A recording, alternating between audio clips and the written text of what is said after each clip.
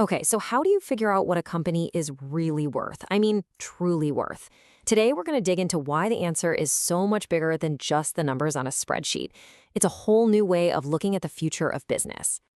Think about it. When you pick up a company's annual report, you're supposed to get the full story, right? But what if it's missing the best parts, the most important chapters? What if it only tells you where the company has been, not where it's going?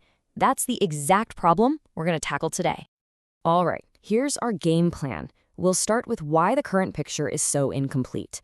Then we'll check out a new way of reporting and dive into something called the 6 capitals of value. After that, we'll see how this stuff actually works in the real world and wrap up with why this is way, way more than just a piece of paper. Okay, let's jump right in. First up, the incomplete picture.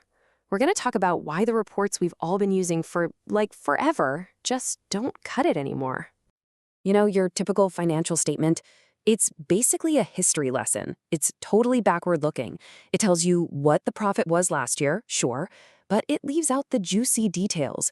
It doesn't tell you how they made that money, or more importantly, what dangers are lurking around the corner, or what their actual plan is for the future. Here's the best way to picture it. Traditional reporting, it's like a flat black and white photo. Yeah, it captures a single moment in time, but it's got no depth, no context. This new way of thinking, though, that's like a full-color 3D model. You can spin it around, you can see how all the pieces connect, and you get a real feel for where the company is headed. And that 3D model idea, well, that leads us perfectly into our next section, a new way of reporting. We're going to talk about the solution to that flat black and white problem. So what exactly is integrated reporting, or IR for short? Well, think of it as one big, cohesive report.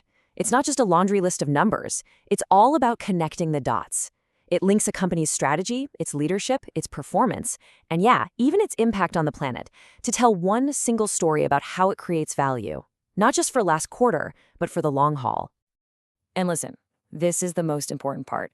This isn't just about printing out a new document to check a box. No way. It's about a total shift in mindset. It's about integrated thinking. It forces everyone from the top down to actually think about how everything is connected. Finance, HR, their environmental footprint, and how it all works together to keep the company healthy for years to come. Okay, so how does this actually work? Let's get to the heart of it. We're diving into the 6 capitals of value.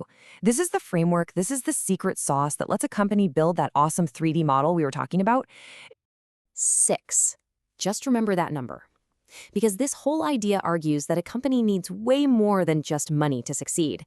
It actually draws on 6 totally different kinds of capital to create value. And here they are. You've got financial, manufactured, intellectual, human, social, and relationship, and natural. I know, it's a list, but what this does is blow up our old definition of assets. It goes way beyond what you'd see on a balance sheet and gives us a much more complete, holistic picture of what a company is really working with. All right, let's quickly run through these. Financial capital, that's the easy one. It's the cash, the funds. We all get that. Manufactured capital is all the physical stuff, the factories, the equipment, the tech. And intellectual capital, well, that's the company's brain. It's the patents, the secret processes, all that knowledge that makes them unique. But honestly, it's these next 3 that really change the game. Human capital is all about your people, their skills, their motivation, their ideas.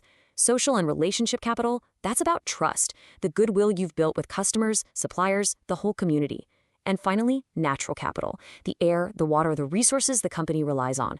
Think about it. These things are absolutely vital for long-term success, but they're completely invisible on a normal financial report. So that's the theory, right? Sounds good on paper. But what happens when companies actually do this? Let's get into our next section and look at the real-world impact.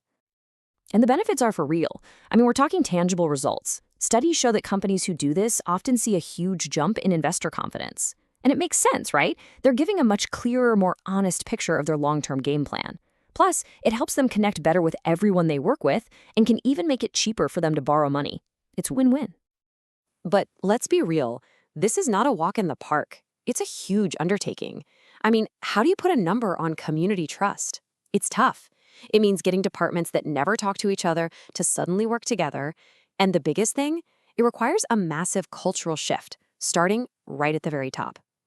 And you've always got that risk that some of this reporting could get a little fuzzy, a little subjective.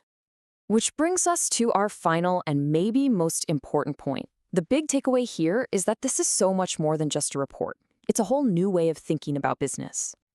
What this really does is it forces a company to connect the dots between what they're doing today and where they want to be in 10 years. So suddenly, spending money on employee wellness isn't just some fluffy, nice-to-have expense. No, it's a direct investment in their human capital. And a strong human capital leads directly to better financial performance down the road. It makes that connection crystal clear. And really, it all boils down to this one powerful idea. You just can't separate financial performance from sustainability anymore. They are two sides of the exact same coin. A company that burns through its natural resources or loses the trust of its community, it's literally damaging its own future profits. So I'll leave you with this final thought. What if this isn't just a different kind of report? What if it's actually a roadmap for a fundamentally better way of doing business? That's the big idea here. And it's completely changing how we think about what a company is truly worth.